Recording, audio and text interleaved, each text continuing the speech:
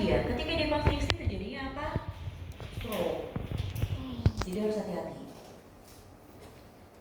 Sekarang, oke, ini paracetamol atau namanya acetaminophen, tapi paling seringnya dikenal dengan paracetamol. Dia merupakan antipiretik.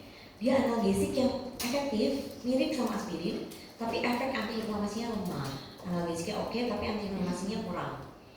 Dia bekerjanya dengan mengurangi bentuk oksidasi dari enzim COX sehingga mencegahnya membentuk sitokin dari proinflamasi. Jadi kalau inflamasinya turun, berarti analgesiknya juga kerja di situ.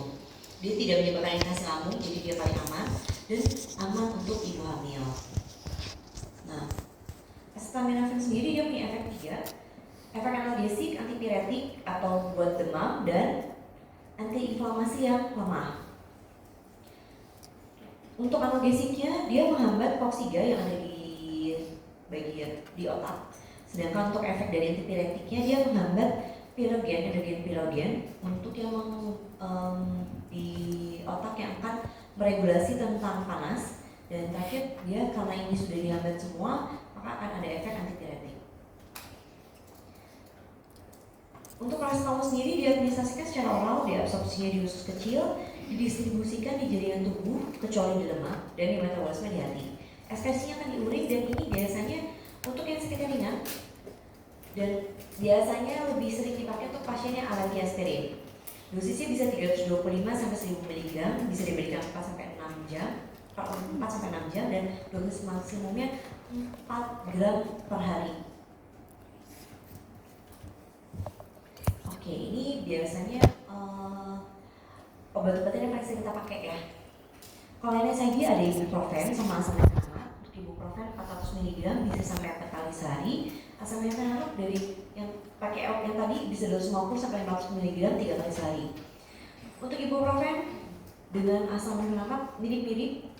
Hati-hati kalau pasiennya asma, punya tensi, ibu hamil, lagi menyusui, punya masalah di gangguan di jantungnya.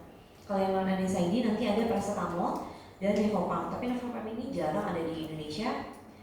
Yang paling sering dipakai paracetamol, cuma harus hati-hati kalau misalnya dia pasiennya punya masalah liver atau renal, dan pasiennya misalnya lagi minum obat zidofudin. Ini harus diingat hati-hati karena nanti zidofudin ini jadi nggak bisa bekerja. Oke, untuk opioid dia biasanya kita pakai untuk sakit yang sedang hingga berat. Biasanya untuk pasien kanker atau mukositis. Mukositis itu pasiennya sedang diterapi kemoterapi atau radioterapi. Ini karena pasiennya kanker, biasanya dia kan sariawan besar parah di dalam mulutnya. Itu namanya mukositis. Biasanya kita sudah pakai opioid, dan ini merupakan golongan narkotik.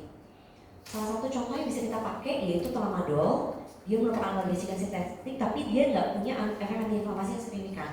Jadi kalau kamu butuhnya antiinflamasinya, jangan pakai opioid. Cari yang analgesik yang memang lebih tinggi antiinflamasinya. Tapi kalau cuma butuh antipiretiknya aja karena dia nggak ada antiinflamasinya gitu, karena dia misalnya penyakitnya tidak disebabkan oleh inflamasi, boleh pakai ini. Tapi penggunaannya harus hati-hati karena bisa menyebabkan ketergantungan ya, karena kan dia narkotik. Oke, ini harus kita catat. Kalau kita mau ngasih analgesik tuh kapan sih? Pertama, cek dulu intensitas sakit pasiennya atau ekspektasinya nanti setelah dilakukan tindakan sakit atau enggak. Misalnya kalian mau nyambut gigi yang goyang sama nyambut gigi M3 kan misalnya, terus misalnya dia terpendam, pasti yang lebih sakit yang M3 dong daripada yang digoyang. Sesuaikan, kamu mau pakai yang analgesiknya yang kuat atau yang ringan, tergantung dari situ. Terus yang harus digarisbawahi, analgesik itu merupakan tambahan dari kondisi yang memerlukan prosedur kedokteran gigi. Misalnya, pasiennya karies, terus dia jadinya sarafnya bermasalah. Ketika sarafnya bermasalah, kita harus rawat dulu dong sarafnya. Kalau kalian cuma kasih obat, gak akan efek. Kamu kasih analgesik sampai sebulan juga gak akan ngaruh, karena sarafnya belum kalian rawat. Atau misalnya giginya bengkak nih, terus karena bengkak banget, yaudah deh, kan nggak bisa dicabut ya kalau bengkak, karena nanti efek dari anestesi kalian gak jalan. Oke, kita kasih obat dulu, boleh, tapi habis itu harus dicabut, tetap harus dicabut. Bengkaknya tetap harus kita drainase, karena kalau enggak ya akan bengkak lagi, akan sakit lagi. Coba misalnya ternyata dia karena giginya goyang, tapi karena misalnya pasiennya lagi hipertensi gitu, tinggi banget tapi nggak berani cabut, kalian kasih analgesik boleh, tapi tetap harus dilakukan cabutan untuk gigi goyangnya. Atau misalnya kalian mau perawatan apapun, jadi perawatannya harus tetap dilakukan, karena kita bukan dokter umum yang cuma ngasih obat selesai. Cari tahu dulu penyebabnya, apa penyebab sakitnya, tanganin plus tambahin analgesik supaya pasiennya lebih enak bisa mulai rasa sakitnya. Ini harus digarisbawahi, tidak dapat menggantikan prosedur tersebut. Kalau memang butuh pencabutan, tetap harus dilakukan pencabutan. Kalau misalnya memang harus dirawat, saluran akarnya harus tetap dirawat. Dan yang terakhir, pemberiannya harus berdasarkan riwayat medis pasien. Kayak yang tadi, tergantung dia pasiennya kira-kira punya kelainan yang mana, dan kemungkinan efek samping dari interaksi obatnya. Kira-kira pasiennya punya obatnya apa, adakah interaksi obat dengan obat yang mau kita berikan. Di sini jelas? Oke. Kita lanjut dulu.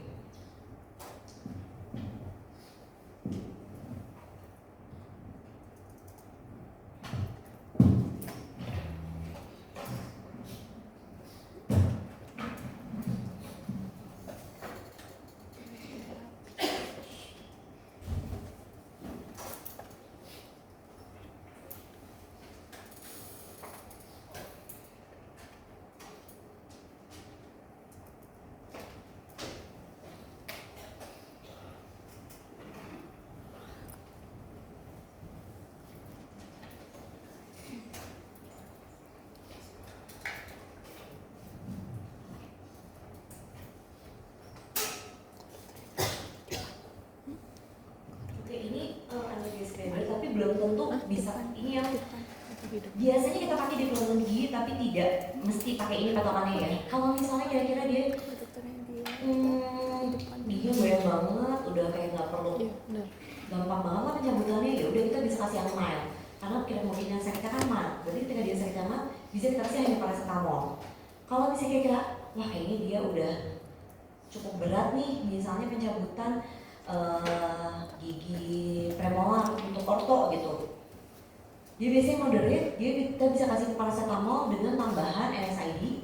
Kalau misalnya dia udah parah banget, paracetamol bisa dengan tambahan opioid. Tapi kalau yang severe pain ini nggak bisa kalian lakukan, harus dirujuk. Kalau misalnya kalian udah yakin ini kayaknya bakal sakit banget, rujuk ke bedah mulut, nanti biar bedah mulut yang ngerjain.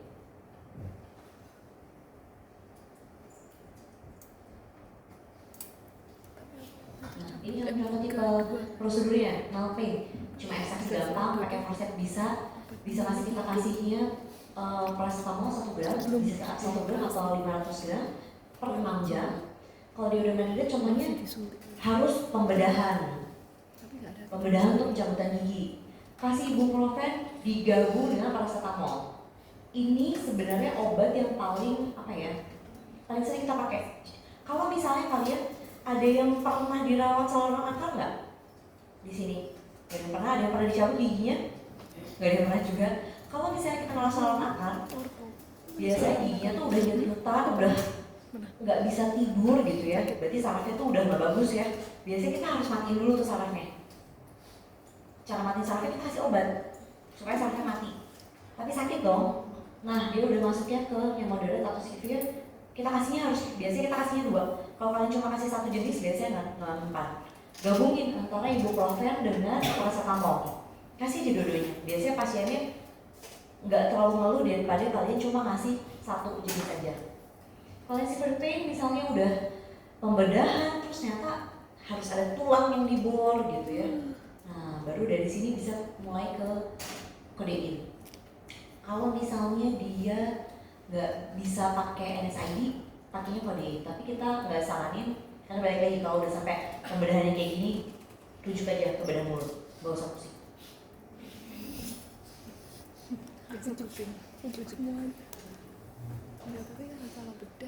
Oke, untuk sakit akut pokoknya standarnya kombinasinya adalah acetaminophen atau paracetamol dengan ibuprofen. Itu kombinasinya menurut systematic review jurnal-jurnal dia paling sinergis efeknya antara si acetaminophen dan ibuprofen dibandingkan dengan NSAID yang lain.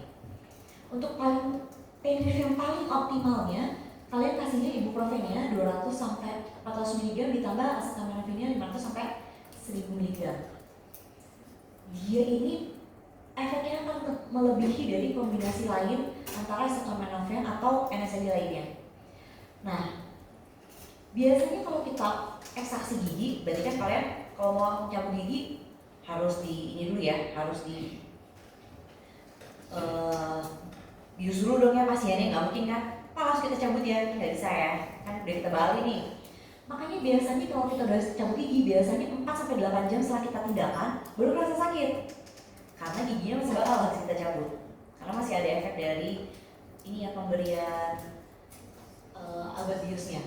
Tapi dia baru akan turun, dan peaknya tuh di 4-8 jam. Setelah itu, setelah 2-3 hari dia baru akan turun lagi, baru kayak ya udah nggak akan sakit lagi sih bekas pencabutannya, kecuali dari tadi yang tadi pencabutannya udah sampai ada pengurangan tulang. Makanya kalau udah kayak gini, kita bisa kasih administrasinya pokoknya jangka pendek. Pokoknya semua obat usahakan sependek mungkin, karena kalau dia udah jangka panjang efeknya kan lebih besar ya. Kecuali, nah akan ada obat-obat yang wajib jangka panjang, misalnya antibiotik minimal 5 hari, minimal 7 hari, tergantung obatnya. Atau misalnya obat anti jamur tuh wajib 2 minggu, antivirus wajib 2 minggu. Beda sama analgesik kalau sakit minum, kalau nggak sakit stop. Jadi bisa bilang ke pasiennya, ambang batas sakit pasien tuh beda-beda. Jadi kalau misalnya di sini dibilanginnya 2-3 hari bakal udah nggak sakit, mungkin ada pasien yang 3 hari itu baru stop obat sakit. Ada mungkin yang nggak sakit, dia bisa tahan, bisa juga. Jadi bisa kalian setiap kali mau tindakan dan ngasih obat sakit bilangnya dipakai kalau lagi sakit aja, kalau nggak sakit udah nggak usah diminum lagi. Beda sama antibiotik atau obat antivirus atau anti jamur yang memang harus dihabiskan.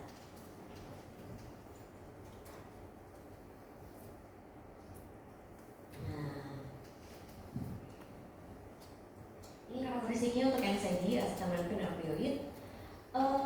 Opioid itu over the counter, jadi yang bisa kita beli secara bebas gitu.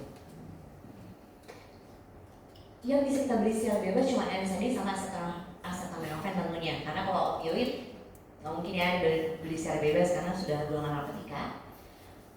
Tolerance dependence itu berarti artinya dia bisa menyebabkan ketergantungan. Yang bisa menyebabkan ketergantungan hanya opioid. Yang bisa menyebabkan depresi sistem saraf pusat juga hanya opioid. Tapi yang punya efek antiinflamasi, yang antiinflamasi bagus itu NSAID. Opioid sama acetaminophen yang tadi paracetamol yang sudah saya bilang, dia antiinflamasinya itu kurang. Jadi kalau misalnya pasiennya sariawan, berarti kan dia lebih butuh antiinflamasinya nih. Ya jangan kasih obat sama acetaminophen, kasihnya NSAID. Kalau antipiretik untuk demam ya, NSAID punya, acetaminophen punya, tapi yang paling banyak tuh di acetaminophen daripada NSAID. Kalau analgesik untuk mengurangi sakit semuanya bisa ngurangin. Nah, kalau misalnya anticoagulation, termasuk di dalamnya sini ada aspirin, cuma NSAID. Jadi kalau misalnya kira-kira pasiennya punya penyakit jantung, biasanya suka dikasih aspirin gitu ya. Kalau misalnya punya kelainan perdarahan, jangan kasih NSAID, terutama aspirin. Yang bisa menyebabkan disfungsi dari GI tract-nya, gastrointestinalnya, cuma NSAID sama opioid, acetaminophen aman buat pasien yang Nah, cuma balik lagi. Tadi kan kalau yang acetaminophen dia cuma punya efek analgetik ya, antiinflamasinya kan kecil. Jangan kalian kalau nanti udah koas gitu ya, oke, mau kalian habis nyambut, pasiennya kamu punya apa? Kalau ditanya dosennya, kalian mau kasih obatnya apa analgesiknya? Paracetamol dong. Padahal sebenarnya paracetamol nggak makan nih buat pasiennya, karena misalnya pencabutannya lebih besar. Kita butuhnya NSAID. Nah, pilihlah NSAID dari yang tadi. Cari yang berarti harus menghambatnya COX 1 apa COX 2? COX 2. Ini mas tanya COX 2. Oke. Ini sumbernya. Sekarang keluarin lagi handphonenya. Handphoneku.